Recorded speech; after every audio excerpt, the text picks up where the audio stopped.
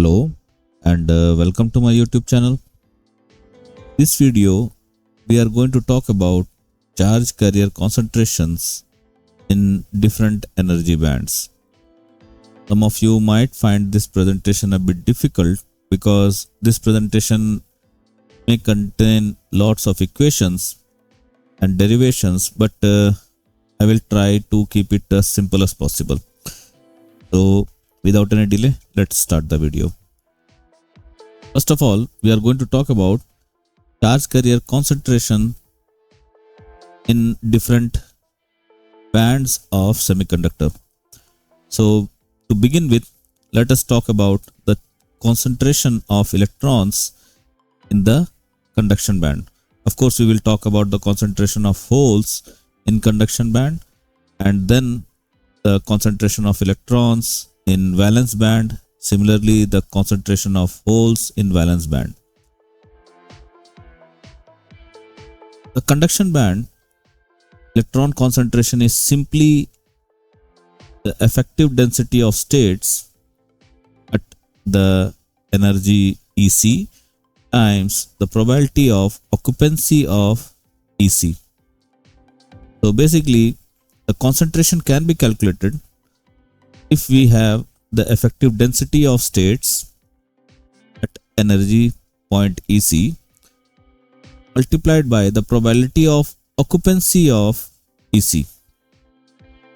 So mathematically or by in equation we can represent it by N naught is the product of NC multiplied by F of EC. Here naught is representing the charge carrier concentration or concentration of electrons under equilibrium. Okay, remember N naught here is representing the concentration of electrons under equilibrium condition. F of EC is the probability of finding the electrons with energy EC. So assume the Fermi energy lies at least several kT below the conduction band. What does that mean? For example, we are talking about conduction band. So here we have the conduction band and EC is the conduction band's energy represented at the bottom of the conduction band. We have the valence band. EV is the top of the energy of valence band. And we know that when we are talking about the conduction band, then in that case, the Fermi energy is given suppose by EF. So here it says the Fermi energy lies at least several kT below the conduction band. So here we have the conduction band's edge. Here we have the Fermi energy. So Fermi energy is located several kT times below the conduction band's edge. Therefore, the exponential term is large compared to the unity and Fermi function f of EC can be simplified as. So here we are going to take the help of the Fermi energy distributions equation and then simplify it for our calculations. So f of EC can be given by 1 upon 1 plus e to the power EC minus EF divided by kT. So here since this term e to the power EC minus EF is much larger than 1, so we can neglect this one. Neglect this one and therefore we will get the equation 1 upon e to the power EC minus EF upon kT. So if I move this denominator to the numerator, I will get e to the power minus EF EC minus EF. Okay, so here this term becomes negative because we have moved the denominator to numerator. So substituting the equation number 2 in the equation number 1, we will get, so here we have the equation for f of EC. If we substitute this term in the f of EC, we will get the equation N naught, that is equal to NC, okay, N naught is equal to NC multiplied by e to the power minus EC minus EF by KT, where NC, okay, is given by 2 multiplied by 2 pi m star n KT by h square the whole power 3 by 2, where m star n is nothing but the effective mass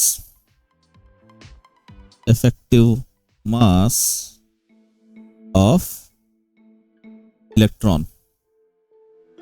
Okay, so the final equation N naught, that means the charge carrier concentration or the electrons concentration under equilibrium in the conduction band, can be given by NC multiplied by e to the power minus EC minus EF by KT, where NC is given by the equation. So please make note of these three equations. Now let us talk about the concentration of holes in the valence band. Now to start with the valence band, concentration of holes in the valence band is given by P naught, because it is hole, P naught, again naught is representing, this 0 is representing the system is under equilibrium. So holes under equilibrium can be given by NV multiplied by 1 minus F of EV. So 1 minus F of EV. Why it is not just F of EV? Because we are talking about the absence of electron. So if we are talking about the absence of electron, then we will write it 1 minus F of EV. Okay. So where NV is the effective density of states in the valence band. What does that mean? So for example, here we have the valence band and we know that conduction band has higher energy. So here EC, EV. So effective density of states. So if we divide the valence band in discrete small levels or chunks, then how many holes are present in different levels? So the concentration of holes may vary when we move from one level to another level in the valence band. So NV is representing the effective density of states in the valence band. Now for EF larger than EV by several KT, okay, now again EV is greater than, for example, here we have EC, here we have EV, okay, and somewhere here we will have the EF, the Fermi energy level. So EF is much greater than EV. So assuming EF is larger than EV, so EF is larger than EV by several KT terms, then the probability of finding empty state at EV is given by 1 minus EV, because we are talking about empty state, absence of electron. So 1 minus F of E. So F of E is nothing but this term, okay, 1 upon 1 plus e to the power EV minus EF divided by KT. So 1 minus this whole term can be given by, or can be represented by e to the power minus of EF minus EV by KT. So we have equation number 4 and 5. The concentration of holes in the valence band can be given by, so if we substitute again equation number 5 in the equation number 4, okay, so 1 minus F of EV, if we substitute this term in the equation number 4, we will get P naught, that is the whole concentration under equilibrium, is given by NV multiplied by e to the power minus EF minus EV by KT, where again NV is nothing but 2 multiplied by 2 pi m star P KT by h square to the power 3 by 2, and here m star P is effective mass effective mass of holes. Okay, so we have these 6 equations. Remember, the electrons and holes concentration calculated in the equation 3 and 6 are valid for any kind of material, be it intrinsic material or extrinsic material, provided thermal equilibrium is maintained. All these calculations are conducted under thermal equilibrium, and these equations are valid for both intrinsic and extrinsic semiconductors. Now let us talk about concentration of holes in the valence band and continue with that. So for intrinsic material, EF lies at some intrinsic level EI, okay, near the middle of the band gap, and the intrinsic electron and hole concentrations are given by N naught P naught. Okay, so N naught we have derived, and similarly P naught we have derived, and if we substitute those values, okay, for N naught and P naught, we will get the final equation Nc Nv e to the power minus Ec minus Ev by kT. So simplifying this equation, we get N naught P naught multiplication of holes and electrons under equilibrium is given by Nc Nv e to the power minus Eg by kT. Now Eg is your band gap energy, and it is nothing but Ec minus Ev. So if I draw it like this, so here we have Ec, Ev, and Eg is this gap, energy band gap. So Eg is given by Ec minus Ev. So this is our one more equation. Similarly, for intrinsic semiconductor, we have NiPi, which is the charge carrier concentration under equilibrium for intrinsic semiconductor, number of charge carrier concentration. Instead of that, we can say carrier concentration of electrons multiplied by carrier concentration of holes. For intrinsic semiconductor, we can put these values instead of EF, we can put EI. Okay, so we replace EF with EI because we are talking about intrinsic semiconductor. Then in that case, product of NiPi is given by these two terms. So simplifying it, we get NiPi is equal to Nc Nv e to the power minus Eg by kT, because if you shuffle these values and arrange them, you will get Ec minus Ev in the numerator of E. So what we can conclude with this, the intrinsic electron and hole concentrations are equal. Yes, in case of intrinsic semiconductor, the concentration of holes and electrons are same or equal, and it is given by Ni equal to Pi. Thus, intrinsic semiconductor, the value Ni is given by root over, because Ni, Pi both are same, it becomes Ni square, and if I remove the square to the right side, it will become square root. So Ni is equal to root over Nc Nv multiplied by e to the power minus Cg by 2 kT. This is our equation. To know more about the values of effective mass and charges, you can visit the link provided here. Wait a second. So you can visit the website is given here.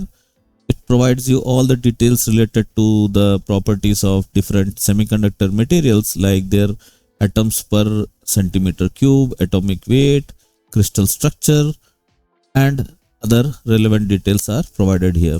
Let us continue with the presentation. So now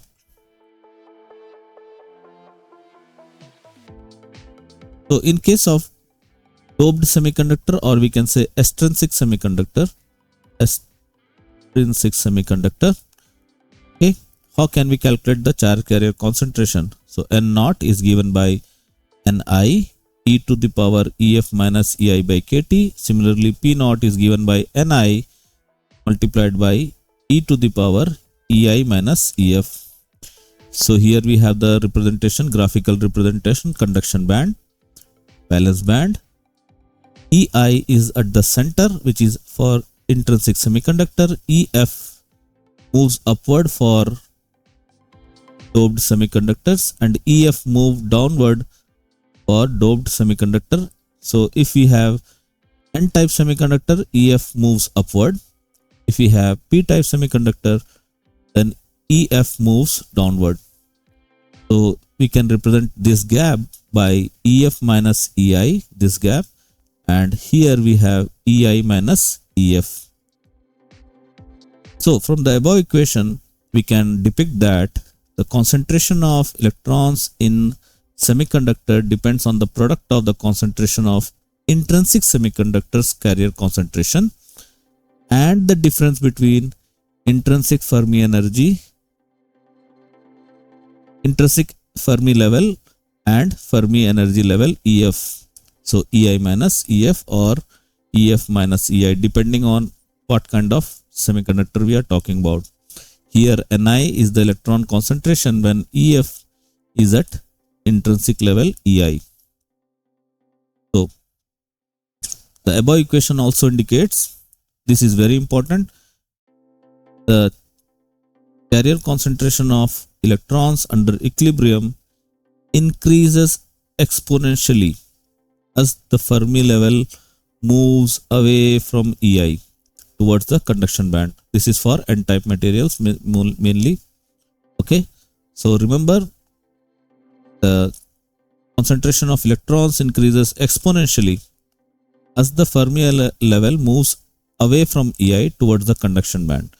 Similarly, the whole concentration P naught varies as Ef moves from Ei towards the valence band. So the charge carrier concentration is dependent on the Ei and the Fermi energy level Ef.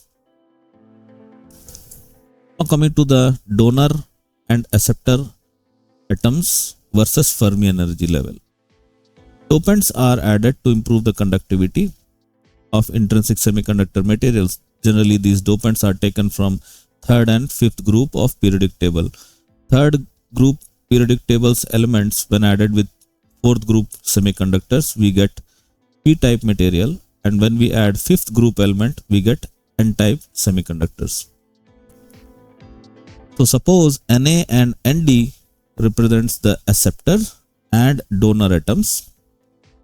Then in that case, in extrinsic semiconductors, the number of donor atoms are much higher than intrinsic atoms.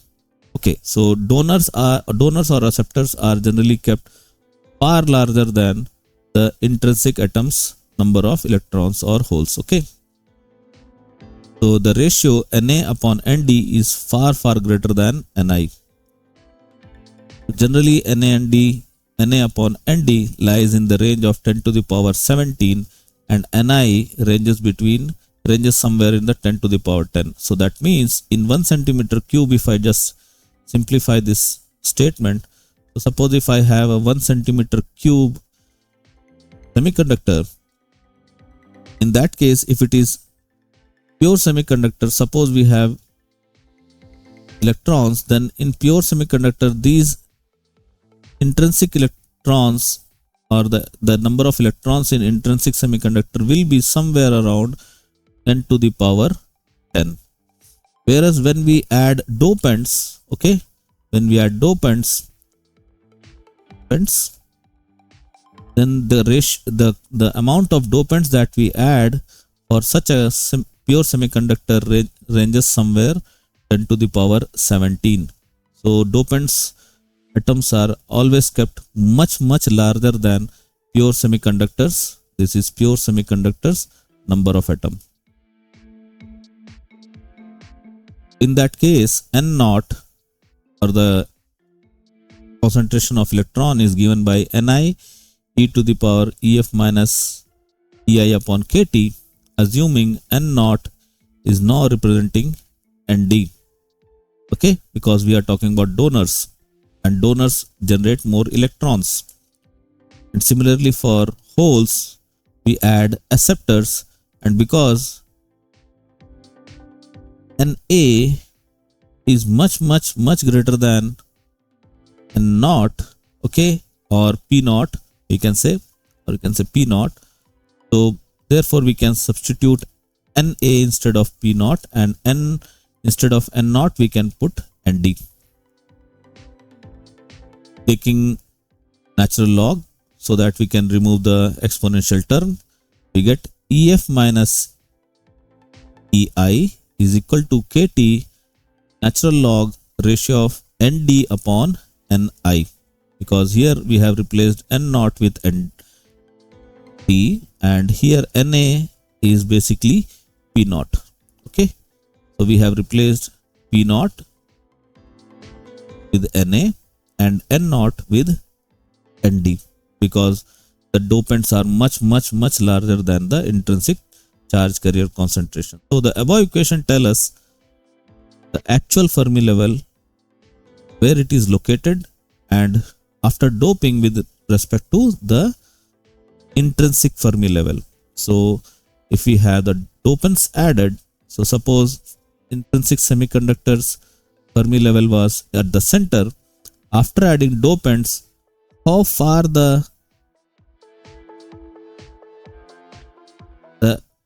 energy level or the Fermi energy level has moved, that can be decoded by these two equations for N-type or P-type semiconductors.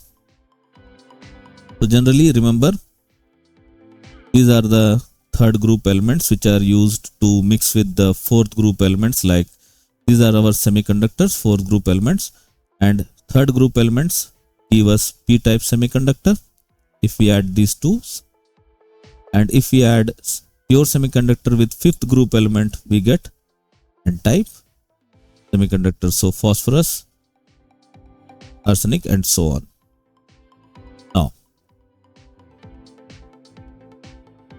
so properties of some of the semiconductors, you can either go to the website which I have recommended in the previous slide, or you can take note of this table for the value of Nc, Nv, Ni, and Eg. Okay, for silicon, germanium, and gallium arsenide. Generally, these numbers are not by hearted. Instead, we can take the help of internet, or we can take the help of some data sheets to get these values. We don't generally by heart all these numbers. It is not that simple, because there are so many different types of semiconductors, and there are so many values which we have to go through when we talk about the semiconductors. So remember, from all this presentation, what are the things that we can conclude? First point, the smaller the Eg, the larger the carrier concentration Ni. Okay, if we have huge carrier concentration, then the value of Eg will be very small. So the gap Eg will be very small if the carrier concentration is very high. Second point, intrinsic carrier concentration Ni decreases as the band gap increases. So these 2 points are just saying the same thing. Intrinsic carrier concentration Ni decreases as the band gap increases. All the values reported in the above table are measured at 300 degree Kelvin. For that, you can even refer to the website which I have recommended in one of the slides in this presentation. With this, I would like to end the presentation. Thank you for staying till the end of the presentation. If you have any doubts or suggestions or comments, please use the comment section to share your doubts and suggestions. If you have not subscribed the channel, then I would request you to please subscribe the channel and share this video with your friends. Thank you and have a nice day.